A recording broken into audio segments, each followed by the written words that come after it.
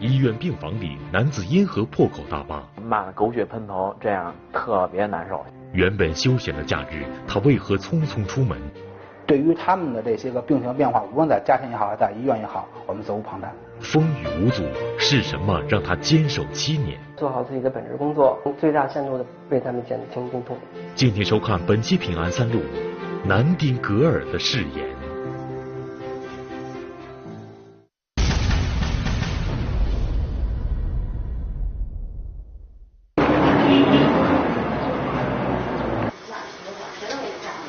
你他妈眼瞎心眼瞎呀你！他妈眼瞎心眼瞎呀！什么干主任你？我这不愿给你家一般一人的完了，你他妈不让你掺和。视频中破口大骂的男子是一位肾功能衰竭患者，每星期来医院做2次透析。而他辱骂的对象就是这位年轻的男护士崔家珍。骂人的骂的话也特别难听，让人无法接受。谁这样骂过自己？自己的爹妈也不可能会说这样骂。因为对小崔注射操作的不满，患者大发雷霆，并且对小崔辱骂不止。他可能得病之后，这个心态有一定的转变。这是小崔工作5年来，也是他有生以来听到过的最不堪入耳的辱骂。快要压制不住了。作为一个男人来说，让人能够这样骂得狗血喷头，这样特别难受。但是最后还是忍下来了。小崔是山东人，本是个艺术专业的学生，但由于父母的坚持，小崔虽不情愿，但最终还是走上了护理的道路。觉得如果是一个男孩子干一个护理这个行业，就感觉有点扭扭捏捏那种，特别不大气的那种样子。2011年，小崔被分配到北京博爱医院，在血液透析室当起了男护士。那时的小崔并没有料到自己能够坚持这份工作直到今天。几个哥们儿就问自己是做什么工作的，当时说一句我是一名护士，大伙儿就开始特别就是投来那种嘲笑的目光吧。除了身边的朋友不理解，来自于病人和家属的不信任，也让初入职场的小崔苦恼不已。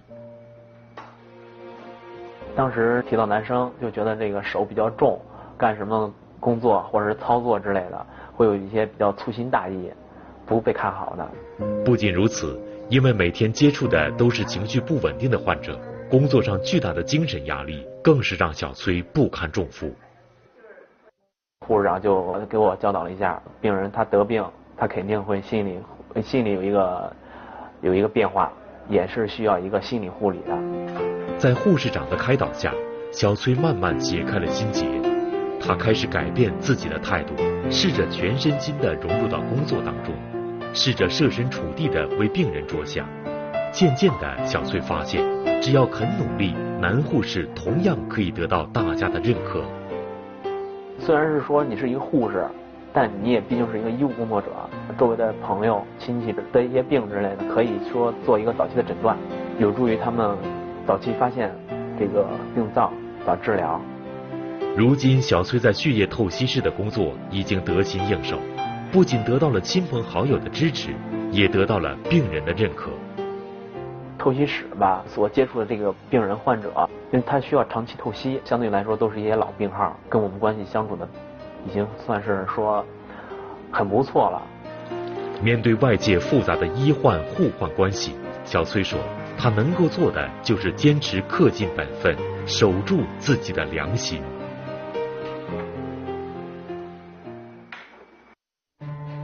身为丈夫，他和妻子实难相见。有些人可能会不相信，毫无血缘，他却随叫随到。别这么客气，千万别这么客气，应该。平安365，南丁格尔的誓言继续播出。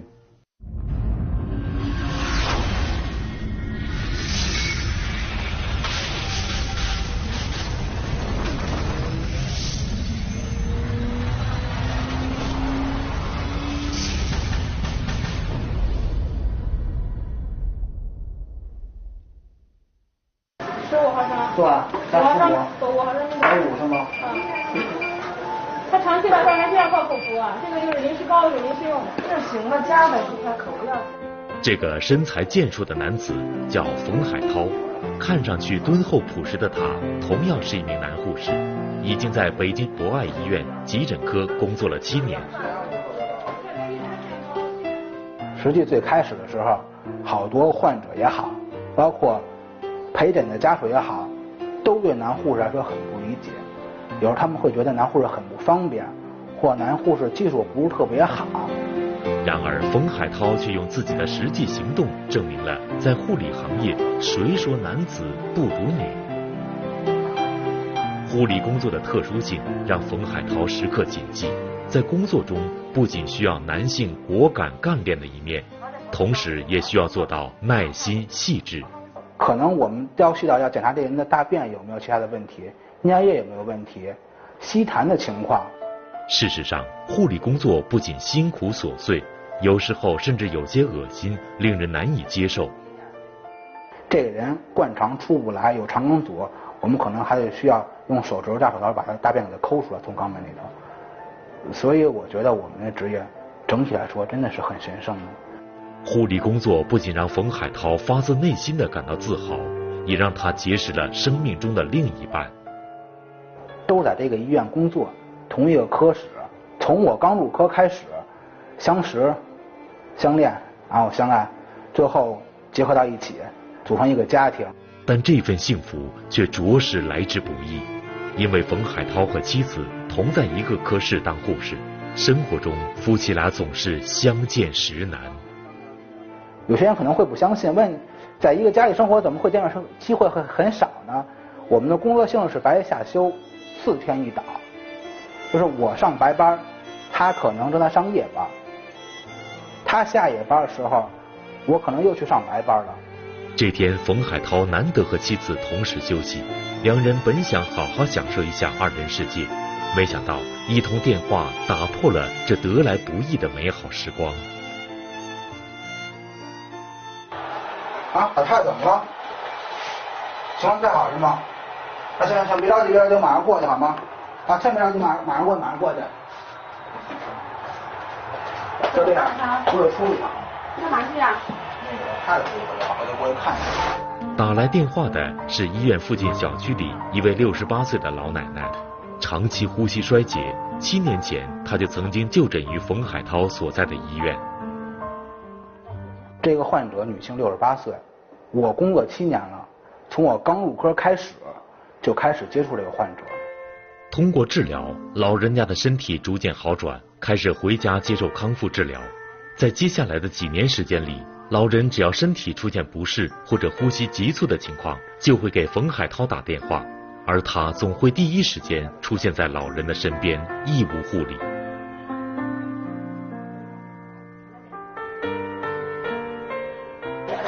来，你看手伸进来，来放松点啊。再有一个呢，他说这个胃肠是因为我们给了他输温素，这样的话才会对胃部有起的影响。是吧？147、75度，刚才稍微高一点。啊，但他有什么具体有什么不舒服的吗？因为可能他们的医疗知识不足以让他们在家能够享受到日常的护理，我们有责任或有义务去家里完成这一方面他们缺失我们能做的东西。整体呼吸参数没什么需要可以改的，他目前这呼吸平时看还可以。大总什么了？啊，96。那还好。行，有什么不舒服的话，我在这儿，你就及时告诉我，好吗？先待会儿，再观察一会儿。行。啊，整体观察还不错，那我先走了。啊，有事您说啊。哎，老太太今天整体情况还可以，血氧、血压都还不错。然后今儿晚上我也休息，然后有什么事你直接联系我吧。那辛苦你了啊。经过1个小时的护理观察，在确认老人身体无恙后，冯海涛才放心的离开。像这样的求助，在冯海涛休息的日子里经常出现，而每一次他都会放下手里的事情，第一时间赶到患者家里提供服务。对于他们的这些个病情变化，无论在家庭也好，还是在医院也好，我们责无旁贷。7年坚守，他用真心换真情，前行路上不忘初心。平安365，南丁格尔的誓言继续播出。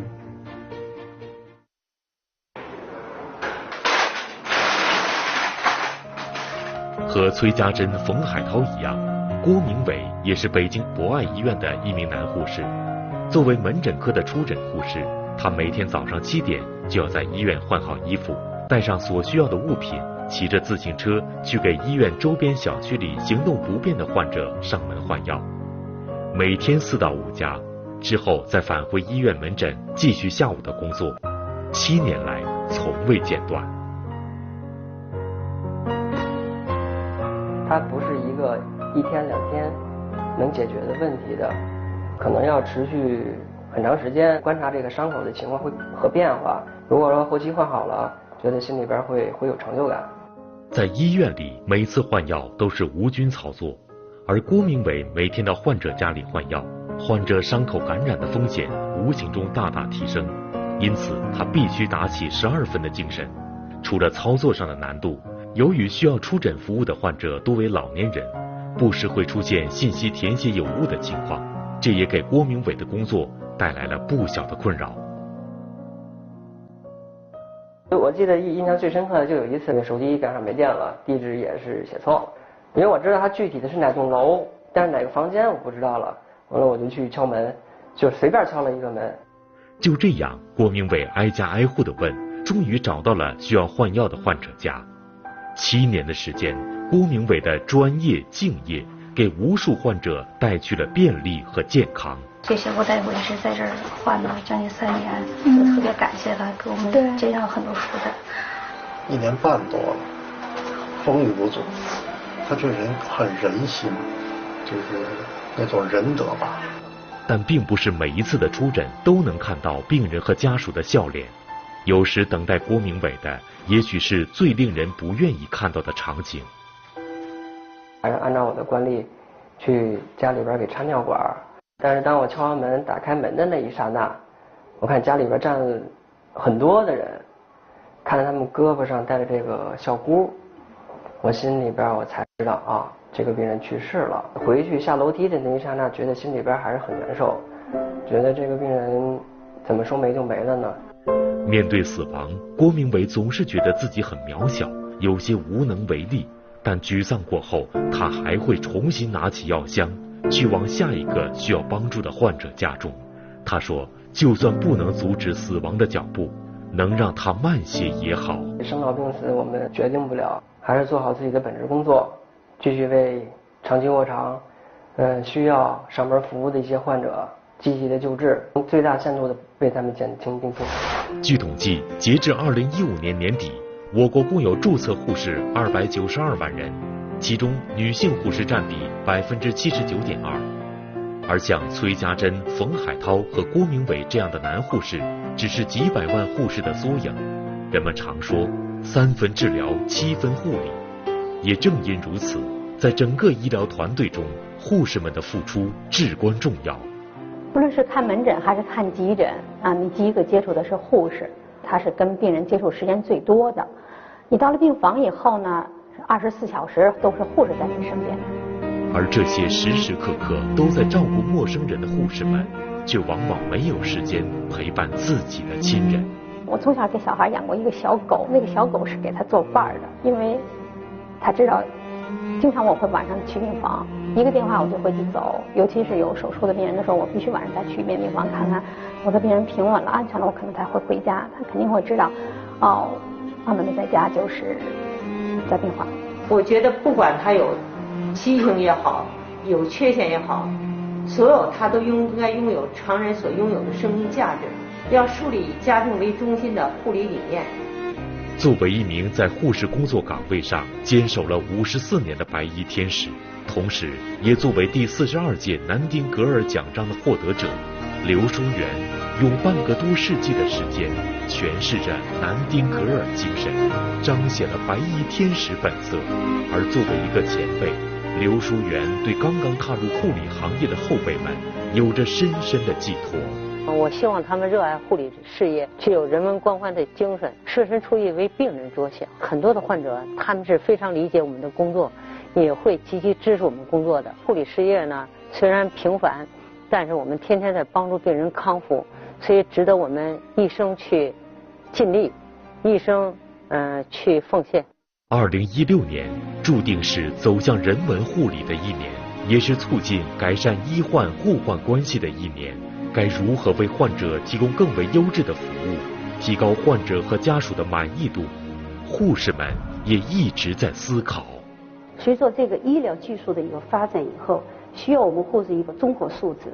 那么护士具备心理的知识，还有具备很多健康大众的一些普及的知识。同时，我们要以优质护理的整体护理去护理我们的病人。我们需要大众的理解，首先也要我们护士本身的一个努力，要提高我们自己的一个综合素质，让大家来尊重和理解我们。